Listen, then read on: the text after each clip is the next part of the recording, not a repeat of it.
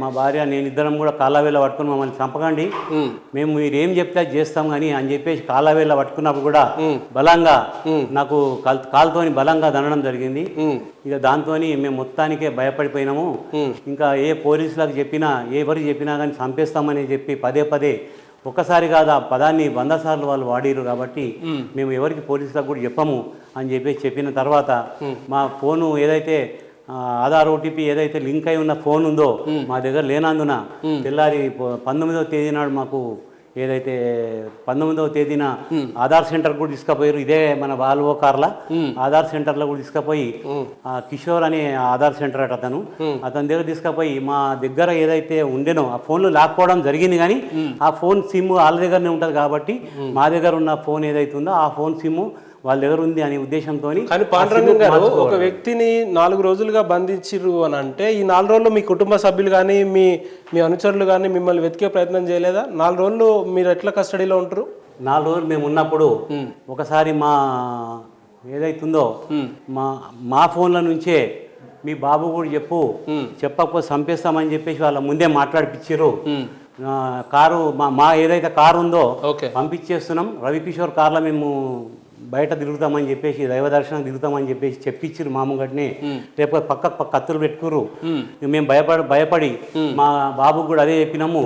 అదే మెసేజ్ మా బంధువర్గంలో కూడా పాస్ అయింది. కాబట్టి దానికి వాళ్ళు దాని తర్వాత ఇక వాళ్ళు మా కోసం ప్రయత్నం చేయలేదు. మా డాడీ మా మమ్మీ సేఫ్.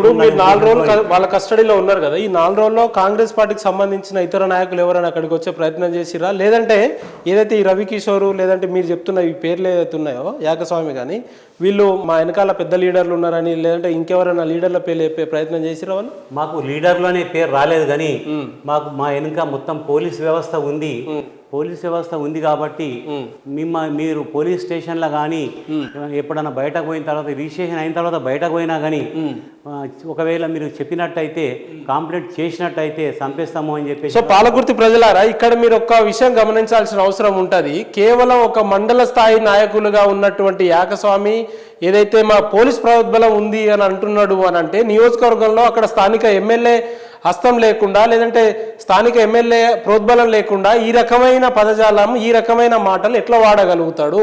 ఇప్పుడు ఇంకొక మాట ఏదైతే మనం గతంలో అందరికీ తెలిసిన విషయమే, ఇప్పుడు ఈ ల్యాండ్ సమస్య వచ్చింది కాబట్టి ఝాన్సీ రెడ్డి కావాలని చెప్పి ఎప్పుడో 12 ఏళ్ల క్రిందట అయినటువంటి బీఆర్ఎస్ నాయకుల అకౌంట్స్లో ట్రాన్సాక్షన్ జరిగిందని అదే రోజు ఎఫ్ఐఆర్ అవుతుంది, అదే రోజు పిటిషన్ వస్తుంది, గంట తర్వాత ఎఫ్ఐఆర్ అవుతుంది, నెక్స్ట్ డే జైలుకి వెళ్ళిపోతారు. కానీ వెన్ ఇట్ కమ్స్ టు ఏదైతే యాకస్వామి రవికిషోర్ అని చెప్తా ఉన్నారో వీటి మీద కంప్లైంట్ అయ్యి 34 hours అవస్థ ఉంటుంది, 3 రోజులు దాటిపోతుంది.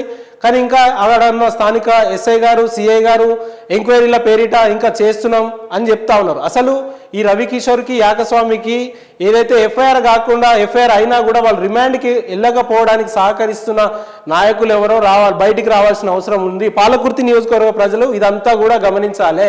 కాంగ్రెస్ పార్టీకి సంబంధించిన యాకస్వామి అనే వ్యక్తి ఇంకొక రియల్టర్ అయినటువంటి రవికిషోర్ అనే వ్యక్తి వీళ్ళిద్దరికీ ఎఫ్ఐఆర్ అయి 3 రోజులు అవుతున్నా కూడా ఇప్పటి వరకు వాళ్ళని రిమాండ్ తరలించకపోవడానికి కారణం ఏంటి? వీటి వెనుక ఉన్న చీకట్లో ఉన్న నాయకులు ఎవరో కూడా ఆ పాలకుర్తి ప్రజలకు స్పష్టంగా అర్థమవుతా ఉంది. సో అధికారం ఉంటే ఈ రకంగా చేయొచ్చు అనే దానికి ఝాన్సీ రెడ్డి గారు ఇక్కడ క్లియర్ కట్గా వాడిరు. ఏదైతే షాడో ఎమ్మెల్యే అని చెప్తున్నటువంటి విజేందర్ రెడ్డి గారు ఈ కిడ్నాప్ వెనుక ఉండి పూర్తి స్థాయిలో వారి సూచనలు సలహాల మేరకే కిడ్నాప్ చేశారనే ఒక మనకు సూచనలు ఇక్కడ క్లియర్గా అవుపిస్తూ ఉంది. ఒక అమాయకుడైనటువంటి పాండురంగంని పట్టుకొని 4 రోజులుగా కస్టడీలోకి పెట్టుకొని వాళ్ళ అనుచరుల ఇంట్లో పెట్టుకొని మహిళలను చూడకుండా వారి భార్యని కావచ్చు వారిని కావచ్చు విచిత్రంగా ఈ రకంగా చేసినారు అని అంటే ఎవరి ప్రోద్బలం లేకుండా ఇది ఎట్లా సాధ్యం అవుతుంది అనేది పాలకుర్తి నియోజకవర్గ ప్రజలందరూ కూడా గమనించాల్సిన అవసరం ఉంటుంది. చెప్పండి ఇంకేమేమి జరిగింది? తర్వాత మా దగ్గర ఏదైతే సెల్ ఫోన్ లేదో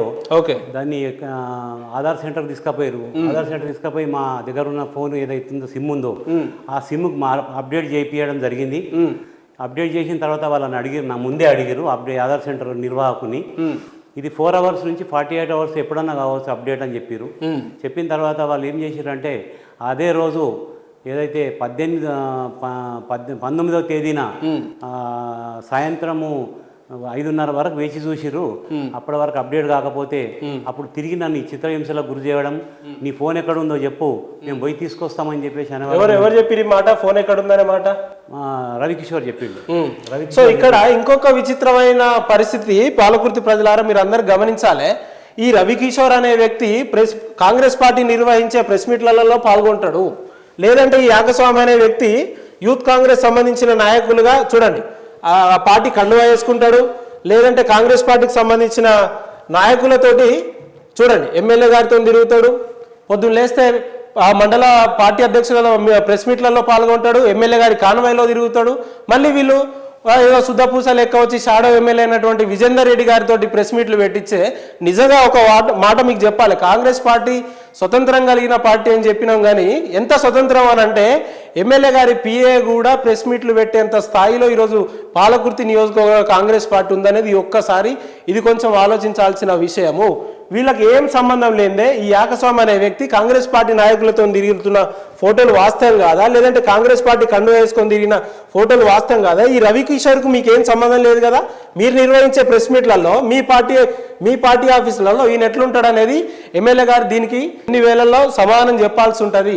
మీరేదైతే అమెరికాలో వాడిన తీరుగానే, అమెరికాలో చేసిన తీరుగానే మేము ఎన్ఆర్ఎల్ఎం మేము అమెరికాలో మాకు రియల్ ఎస్టేట్ చేస్తాం మేము అని చెప్తా ఉన్నారు కదా, అదే తరీకాలో ఇక్కడ కూడా ఇంప్లిమెంట్ చేద్దాము అని అంటే తెలంగాణ ప్రజలు చైతన్యవంతమైన ప్రజలు, ముఖ్యంగా పాలకుర్తి ప్రజలు చాలా చైతన్యవంతమైన ప్రజలు.